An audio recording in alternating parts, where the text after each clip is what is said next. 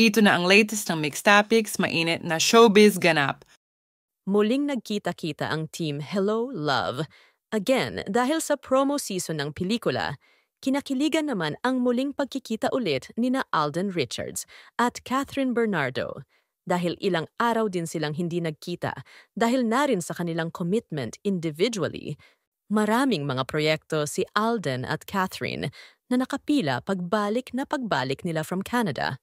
Ngayon ay muling nagkita ang Catherine dahil sa photoshoot ng kanilang pelikula na Hello, Love, Again. Masaya naman ang buong team at mga fans sa muling pagtatagpo sa trabaho dahil hindi maitatanggi na namimiss nila ang Catherine tandem sa tuwing hindi nila nakikita ang kanilang iniidolo. Nakakatuwa din na maayos ang samahan nila pati na rin ang buong team.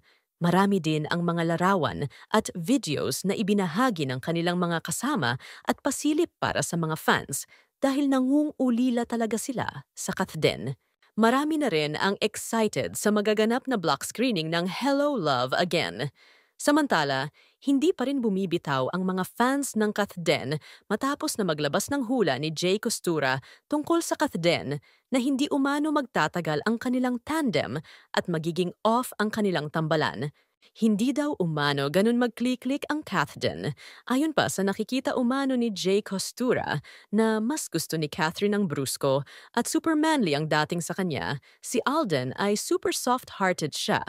Mabait at angelic face umano si Alden, kaya parang sinasabi niyang hindi magugustuhan ni Catherine ang ganitong klaseng lalaki dahil ang energy daw ng Catherine ay magkasalungat at hindi daw ito magtatagal.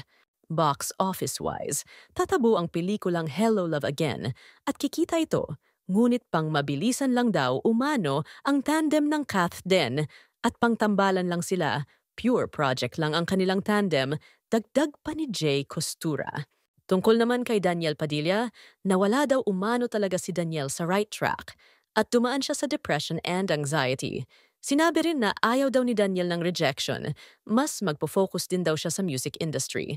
Hula lamang ito ni Jay Costura at magsisilbing gabay. Ngunit maraming mga Catherine fans pa rin ang naniniwala na magiging mas mabuti pang magkaibigan sina Alden at Catherine.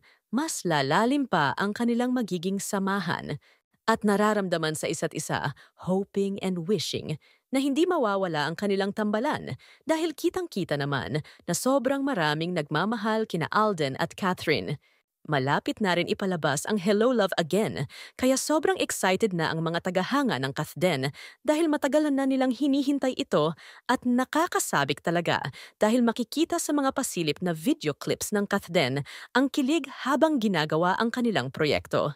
Samantala, si Daniel Padilla naman ay unti-unti na rin siyang nakakabangon at mayroon na rin siyang proyektong at ongoing ang kanilang taping sa El Nido, Palawan kasama sina Richard Gutierrez, Anthony Jennings, Baron Geisler at Ian Veneracion. Let's hope for the best sa Catherine at ganun din sa karera ni Daniel. Tutal unti-unti na rin silang nakaka-move on at kung sino man ang mamahalin nila, bilang fans nila ay suportahan na lang kung sino ang ilalaan para sa kanila at maging masaya na lang tayo para sa lahat. Dumako naman tayo kina Liza Soberano at Enrique Hill dahil usap-usapan ngayon sa social media dahil ikinasal na di umano ang Lizken sa ibang bansa. Umiingay ngayon ang Lizken dahil marami ang nagtatanong kung totoong ikinasal na ang dalawa dahil marami ngayon ang kumakalat na larawan ng Lizken kung saan nakasuot sila ng pangkasal. Wala pa man comment ang Lizken tungkol sa issue ngunit nilinaw naman ni OG Diaz na hindi ito totoo at ang mga larawang kumakalat online ay matagal na itong kuha sa isang proyekto ng Lizken noon. Marahil ay namimiss ng mga fans ng Lizken ang muling pagsasama ng dalawa sa big screen o teleserye. Matagal-tagal na rin na walang proyektong magkasama sina Enrique Hill at Liza Soberano. Hindi rin maiwasan na hindi masabik ang mga fans sa Lizken. Kung sa bagay ay tahimik ngayon ang Lizken dahil walang ganap ang dalawa, may mga ganap man sila ngunit individual project naman ito. Si Liza Soberano ay busy ngayon sa kanyang karera sa Hollywood At si Enrique naman ay patuloy ang paggawa ng mga local movies. Iba pa rin talaga ang tandem ng Lizken noon at marami ang kanilang fans para tangkilikin ang kanilang mga proyekto. Marami pa rin ang nag-aabang sa muling pagbabalik ng Lizken sa big screen. Sigaw ng mga fans na magkaroon sana ng comeback movie ang dalawa, soon.